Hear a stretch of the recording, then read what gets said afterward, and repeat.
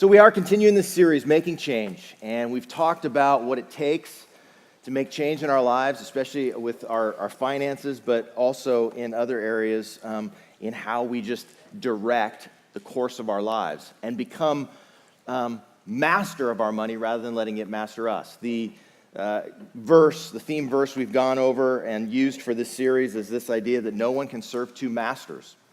Either you're going to hate the one and love the other, or be loyal to the one and despise the other. You can't serve God and money. This idea is money makes a much better servant than a master.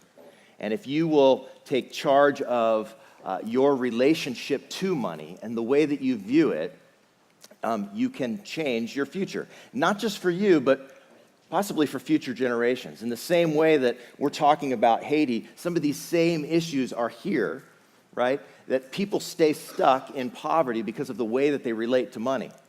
They stay stuck in debt because of the way that they relate to money. And they plunge themselves into all kinds of ruin because of it. And so we've talked about basically four things, and the first one is this idea that less is more. Can we say that together one more time? Less is more. And we said, look, we are going to simplify and choose to limit our consumption and to be content so that we can save more, so that we can give more, so that we can consume less, and so that we can have peace. Because better is one handful with tranquility than two handfuls with toil and chasing after the wind. And so many of you cleaned out your closets and did all kinds of rummage sales. Anybody do that? Or we didn't do rummage sales yet, but cleaned out your closets. Anybody start with that? All right, we did too. And we've been saving up stuff, and now I've got a garage full of stuff that I'm ready to give away. And fortunately for me and for all of you that did that, we're doing a rummage sale on July 14th at the new building, where we're just getting ready to start demolition the week after that. We postponed demolition for a week. It was going to start like the week before, but we're like, all right, we're going to wait one more week so that we can do the rummage sale there. And so you can bring your stuff starting this week. There's info out at the City Life table, and if you want to give stuff away, you've still got 2 weeks or 3 weeks or whatever it is between now and then to clear out stuff so that you can make room for more peace in your life and use that stuff to go to good use so that we can help build this building. So then the next thing we talked about is this idea of stress is bad. We say this again together. Stress is bad. And everybody knows stress is bad, and financial stress is very bad. Debt causes stress. Overcommitment of our time causes stress. And what I realized is that most of the stress in my own life is caused by me and by my inability to say no to things that I need to say no to, and that comes from the inability to say yes to the things I need to say yes to. But when we can get our yeses right, and we decide and use our will to get clear on what the few things are that we're really called to, that we really want in our life, then we can learn to say no to other things. And sometimes you got to practice saying no. So let's practice again together. No. No. All right, yeah, sometimes we got to say no. If you want to get out of debt, you're going to have to say no to some spending. If you want to be able to give, you're going to have to say no to other things that you might otherwise do with your money. If you want to make your family a priority, you got to say no to other things that are going to take your time away from there. When you get your yes is yes and your no is no, then we can begin making some progress. And so then last week we talked about giving is good. Say it together. Giving is good. And it is good. We talked about all the ways that it's good. Jesus said it's more blessed to give than to receive. And it is. We know it. It's why we do it at Christmas. It's why we do it at church. It's why we love to give, because we're made in the image of a generous God. We get blessings that are emotional out of it, as well as financial blessings and all these other things. But as we were talking about this last week, I had Tony Clark shared a story with me and then shared a couple stories about her own giving journey. And I wanted her to come and share a little bit with you. So Tony, are you here? I'd love for you to come up. There she is. Let's give a hand to Tony Clark. I will actually give a hand to Tony Clark so she doesn't fall. These are rickety stairs, which is why we need a new building with real stairs. Okay. So Tony, tell us a little bit about your journey. I will. My husband and I were definitely the ones sitting out there, and every time there would be a giving sermon, we would roll our eyes and say, "Yeah, fine, whatever." And then one time we heard a pastor talk about giving, and that in the original Greek that the word that we were to be a cheerful giver. That cheerful actually translates as hysterical. Think about that. We should be hysterical givers. And my husband, we're godly people. We do want to do what's right, even though we were rolling our eyes at the giving sermon. But we want to be hysterical givers. Well, my husband's a lawyer, paralegal, very like this. We're like, the most hysterical people. No. And we're like, okay, so how do we be hysterical givers? So we've got the laptops out, and we've got all we've got all of the research books out. And we're like, well, is it gross or is it net? And does it count if we give to all these other charities over here? Does that add into it? We're trying to calculate it down to the exact penny, and we're like, this is not very hysterical. But so then we go to the pastor and we say, well, we got to figure this out. What's our dollar amount? Is it gross or is it net? And his answer was yes. Well, what was that? He said, start somewhere. He said, I'll make it easy for you. Net, and you can include everything you give. And we're like, okay, all right, we can go there. So we tried doing that. And it wasn't very fulfilling, but we were doing that, and it was a good start. Well, fast forward. In 2004, my husband and I went to Malawi, Africa as part of Saddleback Church's Peace Plan. And we got introduced to a group of people out in a far, far away village. And we were the first white people this village had ever seen. If you've ever experienced this, it's great. They chase your car. They go, Nzungu, Nzungu, Nzungu, which means ghost. It's okay. They love it, and we loved them. But we were, man, I shouldn't have gotten this detail because then I start crying, man. We were so struck by this group of people. They're amazing. And with the scripture that hit my husband and I both was, to he who's been given much, much is expected. And, if not me, then who? If not us, then who?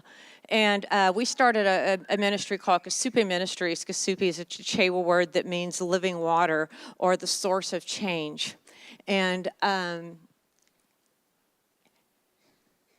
since that started, there have been so many kids that have now gone to college. So many kids that have now, we built a secondary school, built a kindergarten, an HIV/AIDS clinic, just, all these things that have happened over the years, compounded, that started with something so little, and now almost, almost 15 years later. But we forgot about the net and the gross. And we forgot about adding it up.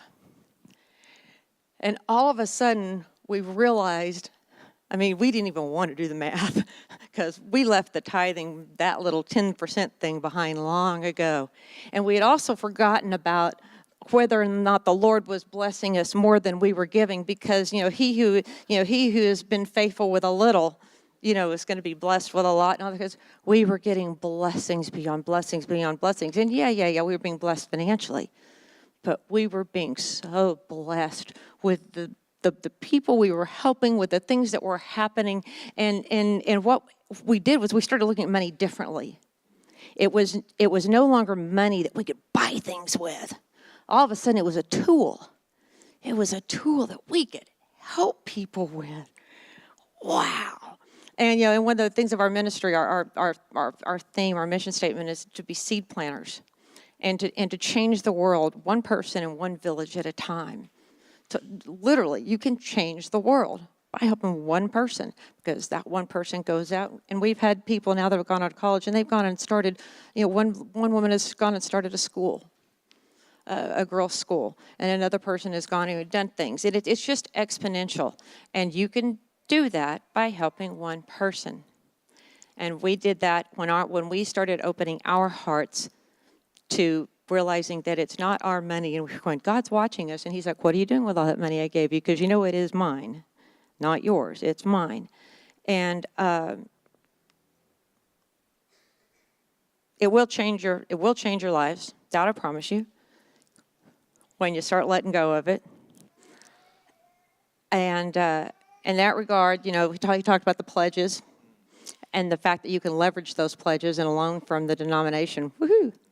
That makes those pledges go a long way. So I want to encourage everybody, if you don't have, do that. Figure out what you can pledge. Make that pledge. Make that pledge for this year and next year and do that. In that regard, I know you already know this because we did it in the first service.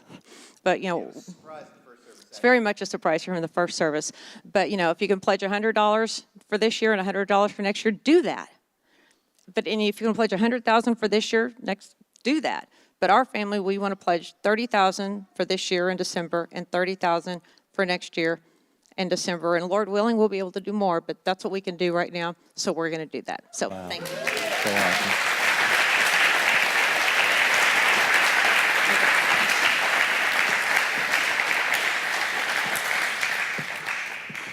And build some new stairs for Pete's sake. I know. Well, we'll do it. We'll do it.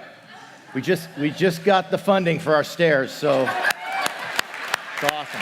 Awesome. It's cool. She surprised me in the first service with that, and that is what we found out. And I began to share a little bit about this last week, but I've had some further conversations this week with the denomination, and basically when we set out to do this building fund, we thought, okay, we're gonna be able to raise all this money. And I've always kind of like in a hurry. I've been in a hurry my whole life, and so I was in a hurry to get the money, get this thing done, let's get it over with.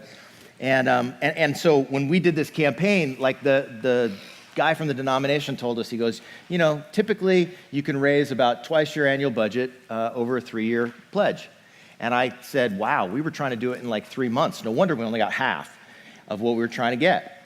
And what I found out now is they are willing to front us the other $1 million basically that we're short, that they'll give us a loan, and they're coming out to do that. And that's amazing that they're going to be able to give us a loan, right?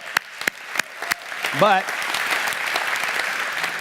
it's only a loan based on pledges that we have, right? And so they said, hey, just do a longer pledge period. You were asking people to do pledges by the end of the year. If you extend that out a little bit, people can participate and we can get this thing done. And as long as they've got pledges, we'll give the money up front.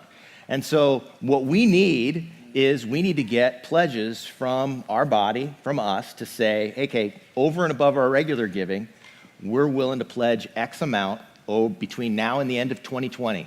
So it's 30 months. And so we're going to get the opportunity to do that. And if you're able to extend your pledge or to make a pledge if you haven't done it yet, we have time, and you can give a little bit a month, a couple $100 a month, whatever you can do. We actually figured that if 200 families gave $200 a month, we'd have the money that we need. So some of you can give less, some of you can give a lot more, like Tony just did. But so whatever you can do, we'd love to have your help. So there's a pledge card in the bulletin, and I'd love for you to talk about it today, consider it, what you can do, and let's help get this thing finished, because we're excited to get started, and we're going to start demolition right after the thing that I was telling you about.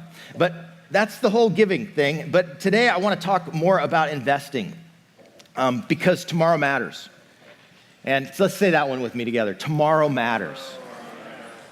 All right, you can do better than that. Tomorrow matters. Yeah.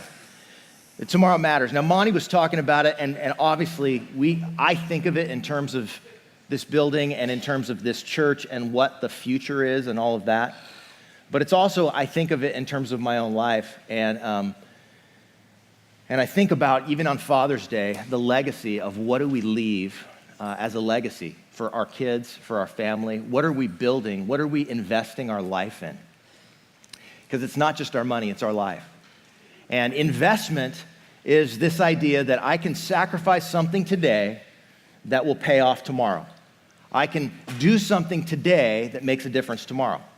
And that's the idea of investments, is choices you make today that determine tomorrow.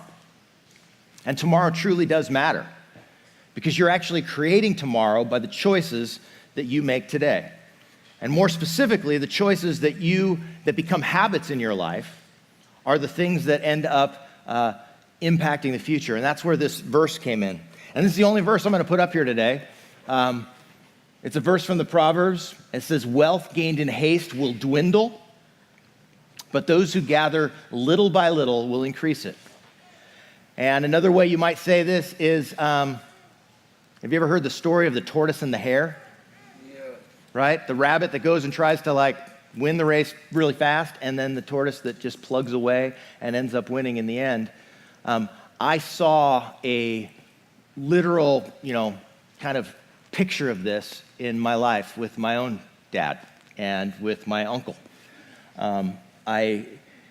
Today is Father's Day. My father, most of you probably know, my dad died earlier this year. It's actually been kind of a rough week for me. Last week was his birthday. Today's Father's Day, so it's just kind of tender and close to the surface. But my dad was like he was the hare. He was always really good at making money. He was an entrepreneur, and he was always making stuff happen. My dad was like a wheeler dealer. He was in every business that you could have ever imagined, every multi-level company that has ever been. He distributed it and tried to get probably half of you to be a part of his team. And in fact, my friend who I grew up with, Jason Wood, drew this picture of my dad that he actually looks more sinister there than he was. There was nothing sinister about it, but he was definitely a wheeler dealer. He was a hustler, and he always had a deal, right? He's like, man, I got this opportunity. I got this gold mine that we're going to invest in, and this friend, I've got this kind of thing and this investment, and it's going to go from 0 to 60 in 3.5 seconds, right? And he made money, and he lost money. And we moved to California in the 70s because, he had been doing real estate up and down the East Coast, and we had moved around a lot. When I tell people that I moved 13 times by the time I was 13, they ask, was your dad in the military? I said, yeah, but it has nothing to do with why we moved all the time. He was in the military before I was born. He kind of raised us like we was in the military, but during the time, he was going from place to place selling real estate. Wherever the market was hot, where they were opening new ski resorts, condos, he was doing that. He was just looking for opportunity, and we moved to California to pursue opportunity. And he made a lot of money. We had a big house in Nellie Gale. He lived in Newport Beach, and then we lost a lot of money. And then he'd find some new opportunity and a way to pull it together and create a new idea, and we'd make a lot of money, and then we'd lose a lot of money. And it was like that verse. Go back to that verse again. It's like I think this was his life verse. Wealth gained in haste will dwindle, but those that gather little by little will increase it. The funny thing is, my uncle, at the same time, my mom's brother, was a school teacher in a vocational school where he just taught carpentry to vocational high school students for, 40 years or however long. Actually, not even that long, because he retired when he was 55. And now travels around and, does whatever. And he never made a lot of money, but he put away his money little by little and was able to retire and do the things that he wanted to do. Never had the great wealth, but had the consistency and the steadiness. And it always reminds me of that tortoise and the hare picture and of this scripture and this idea that, you definitely, the way to be able to prepare for your future is to do it little by little. And there's actually a name for that little by little thing. It's called the compound effect. And there's a guy named, what's his name? Darren Hardy, that wrote this book called The Compound Effect. And actually in the book, he gives this illustration, and he says, if I gave you an opportunity, and I said, I can either give you $3 million today, or a penny doubled every day for a month, for 31 days, which would you like? And, if you've heard this before, you choose the penny, right? Because $3 million today seems like you're winning right in the beginning. And by day 5, the person that chose the penny only has 16 cents. By day 10, they only have $5.12. And the person that has the 3 million still sitting pretty with the 3 million, unless they spent it all or had to pay the taxes. By day 20, $5,243 still doesn't seem like much. But it starts to kick into gear around day 29 when all of a sudden the person that did the penny doubling thing has $2.7 million. Still less than that 3 million. And they're just a couple days away from the end of the game, but as you start to double that, by day 30, you've got 5.3 million. And by day 31, you've got $10,737,418.24. That's a lot of money. And of course, there's no investment where you can double your money every day. No matter what they tell you, I promise you, don't invest in something where they tell you they'll double your money every day. But the principle it illustrates is this thing called the compound effect. That little things done with consistency over time compound. Little things done with consistency over time have a compounding effect. And it's not just with money, it's with anything. It's like, how many of you have ever tried to stretch, like in athletics? So you like stretch or do yoga or something like that? Like, if you try to stretch and you try to do it all in one day, like it doesn't work, right? It's like little things done over time make a big difference. It's the same thing with losing weight. How many of you have ever gone on a diet where they promised you were going to lose all this weight in like 10 days? But it's little things over time done consistently that make the difference. Another example of this would be a story like, let's talk about three guys. Three guys that are the same age, same build, same, socioeconomic status, and they decide that, there's three guys. One's named Al, one's named Bob, and one's named Charlie. So Al decides he wants to make a change in his life. And he says, he just saw something on TV that Dr. Oz was saying if you just ate, 125 calories less per day that, you would be able to lose some weight. And so he thinks, all right, I'm going to try it. I'm going to cut out, one soft drink or one glass of wine at dinner or, one beer or whatever the thing is. It's 125 calories, cut the creamer out of your coffee, whatever that is, the 125 calories. And so he decides he's going to do it, and he does it every day. And he's going to do the 125 calories. Now, at the same time, Bob's pretty happy where Bob is, and he doesn't want to make any changes, so he just goes along with his life. And then Charlie, let's say Charlie's the guy that basically, he was watching a show, but he flipped over. He didn't like the Oz show, so he was watching like the Food Channel, Food Network, and he learned a recipe for making scones. And so he decided to make his scones, just a couple times a week, because 125 calories worth of scones is not even a whole scone, right? So maybe just a scone every other day. And so he starts making these scones and eating one every other day, and it adds 125 calories to his week. Over the first year, you really don't notice a difference with these guys. They all seem the same. Even after 2 years, it doesn't seem like it's that big of a deal. But the cumulative effect after that 31-month mark, where, just like the 31 days, things add up and has that compounding effect. And 31 months is 940 days, and 940 days times 125 calories a day means that Al saved 117,500 calories, and Charlie consumed 117,500 calories more. And 117,500 calories times a pound, which is 3,500 calories, is 33.5 pounds. So over that period of time, the differences weren't perceptible in the beginning, but by the end, the difference between Al's weight and Charlie's weight is 67 pounds. And Al has lost 33 from where he was at in the beginning. The picture looks like that. It's the choices that you make, then the behaviors that you create, and the habits that get created are what end up making your life. And over time, little things done with consistency can have a great impact. Whether it's your giving, whether it's your savings, whether it's your health, whether it's investing time in your marriage or in your kids, we have to make decisions about our life.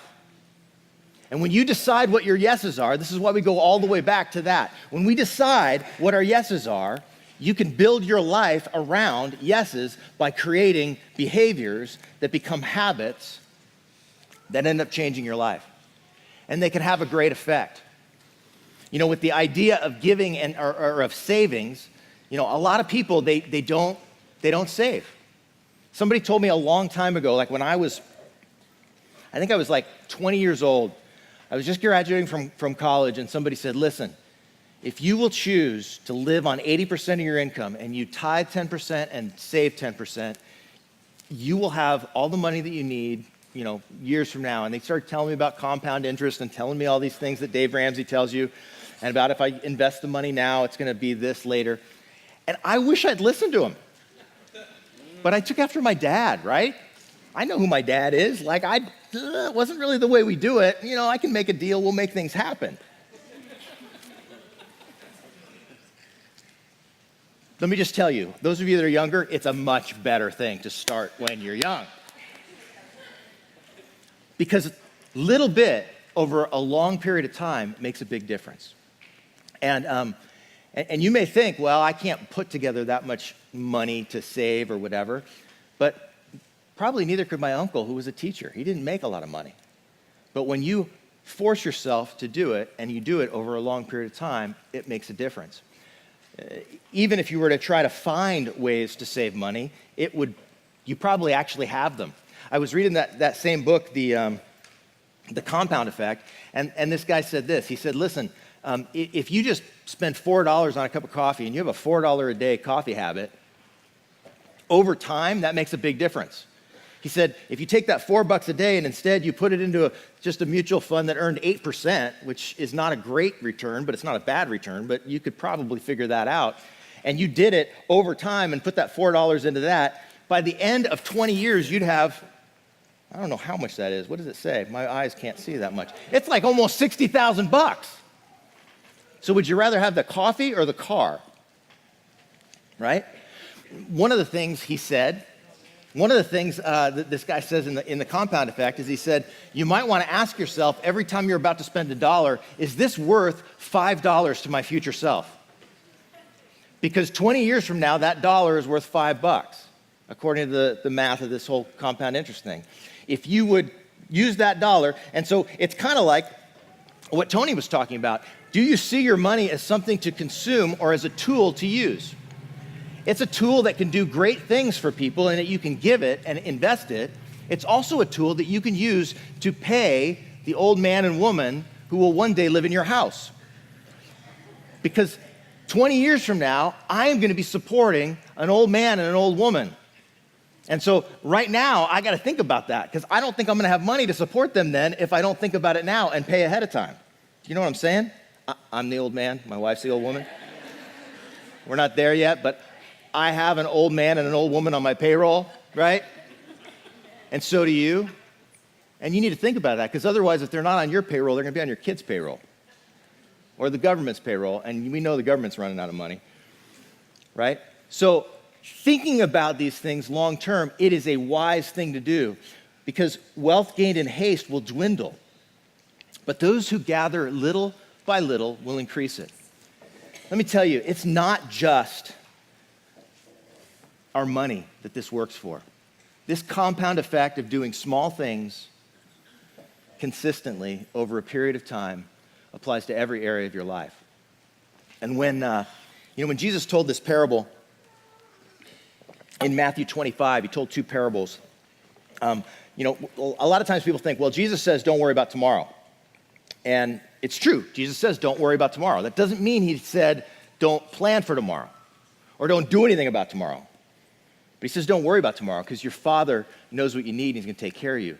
But this is the same Jesus who also told these two parables right at the end of his life in Matthew 25 about him coming back, and he says the first one's a story. It's called the parable of the 10 virgins. You typically know it as, but it's kind of like the bridesmaids. It's the parable of the stupid bridesmaids, because basically what it is they're all waiting for a wedding, and there's 10 of them, and 5 of them charge their iPhone, and they're all charged up beforehand, and the other 5 are just like Snapchatting and talking away, and they lose all of the battery and stuff. So by the time the wedding starts, they don't have anything to take pictures or to put it on Instagram, and so they're like, give us your charger. Let us use some of your extra battery pack. And the other girls are like, no, you got to go get your own. We're not going to have enough for ourselves. And so these girls go out to charge their phones, and while they're charging their phones, the groom comes, the wedding happens, and they miss the whole thing. More or less, that's the story, right? That's the story, and that's like the Rodarmel standard version or something like that. But then he tells this other story, basically about this bonehead broker, and he says, basically there's this rich guy, he gives his money to 3 different guys, one of them, each according to their ability. The first guy, he gives them like 5 talents. And this word talents, it was an old English word for a money measurement, so it got in the King James as talents, but it actually got brought into the English language. When we talk about people being talented or having talents, that word got brought into the English language from Jesus' story. Like, we didn't have it. It just kind of was made up in that idea of using it that way. But anyway, the first guy gets 5, second guy gets 2, the last guy gets 1, and first guy goes and invests it, makes 5 more. Second guy goes and invests it, makes 2 more. The last guy just goes and buries it because he's afraid, and he says, I was afraid because you're a hard master. And, first of all, what his judgments were about his master is called into question. But then he says, so he buried it. He just played it safe. He didn't do anything with what he was given. With what he was entrusted with, he just buried it. And that's why this word talents came into it, because it could be money, but it could also be the dreams God's put in your heart. It could also be the kids God's allowed to be birthed into your family. It could be the athletic ability or the musical ability or the poetic ability or the money-making ability. Whatever the thing is that you have, when you just squander it or you just are passive about it and you don't invest it, the way the story goes, the guy who had the 5, he gets 5 more, and the master comes back and says, "Well done, good and faithful servant. You've been faithful with a little bit. I'm going to entrust you with much. Enter into your master's happiness." That's a great saying. How would you like God to say that to you? And then the second guy says the same thing. He didn't have as much as the 5 guy, and he didn't do as much with it as the 5 guy, but he did with what he had. He only had 2 talents, but he got 2 more. And the master says, "Well done, good and faithful servant. You've been faithful a little bit. I'm going to put you in charge of much. Enter into your master's happiness." And then the third guy, he comes in, and the third guy goes, yeah, I was worried because, you're kind of a hard master, and I didn't want to blow it. And so I just played it safe. I put it in my safe. Here it is. Safe and sound. I didn't lose any of your money. And the master's like, "You idiot. You could have at least given it to the bankers, and you could have got some interest." He says, "But here, take that talent away from him and give it to the guy who has 5. And then Jesus says this. He says, "For whoever has will be given more, and even he who doesn't have, even what he has will be taken away." And it sounds harsh, like Jesus is like taking things away from people, but it's like, listen, I'm entrusting you with something. If you're going to drop the ball, I'm going to give it to the guy that doesn't drop the ball. He uses it well. He's faithful with it. And so Jesus definitely is all for this idea of planning for tomorrow. He doesn't want us to worry about tomorrow, but he definitely wants us to invest and to plan for tomorrow and to be faithful with what we have. And whether it's your money or your time or your family, we need to invest it well. And that brings me back to my dad. Because, my dad may not have had a lot of money to show for himself at the end of his life because he didn't necessarily do this part right, but he did some other things really right. He invested his life in his kids. And he didn't just show up at my football games, he coached them. And my brother's games, and all our friends' games. In fact, there's hundreds of kids around this area that grew up knowing my dad as coach. And many that grew up knowing him as like a second dad because he invested in our lives. He invested his time in what mattered, and it's the kind of thing that mattered in a way that's going to pay dividends, not just now, but well into the future. Because tomorrow matters, and how you spend your life today is going to make a difference for tomorrow, one way or another. And the little sacrifices, the little choices, the little things you do that become habits, they can make a huge difference into the future because of that compound effect. And when you think about the compound effect, even over 20 years or over 31 days of trading your pennies or whatever, I want you to think about the compound effect of eternity. There's a picture kind of put in your mind of a line. That line is your life. And your life had a starting point. But even after you die, your life will continue on. If you put your faith in Jesus, he says the gift of God is eternal life through Christ Jesus our Lord. And as my dad did, he had his faith in Jesus, and he continues to live even after he dies. That's what Jesus said. He said, I am the resurrection and the life. Whoever believes in me will live even if they die. And that eternal life starts during our life, but it continues on even after our life. And when Jesus said things like, don't store up treasure on earth where moth and rust destroy and thieves break in and steal, doesn't mean you shouldn't have a savings account, but it does mean don't put all your hope in things that are easily taken away. When the stock market crashes, when your house burns down and the insurance company won't pay, because that stuff happens. Put your hope in God and store up your treasure for eternity. Your life now is the dot. Your life for eternity goes on and on and on and on and on. Don't be short-sighted in your investments. Don't think all short-term gains and not realize that the long-term stuff is what really matters. Because even if you have to plan for retirement and plan to live for 20, 30, 40, whatever the years are, after that, you got thousands and thousands of years. And what you do now that invests in the kingdom and what you do now that invests in people and that your family, that you're passing things on to, man, that kind of investment lasts. And it bears dividends well into eternity. And I'm thankful that I had a dad that was foresighted enough to do the hard work of making those kind of daily investments while he had a chance. I pray that you will as well.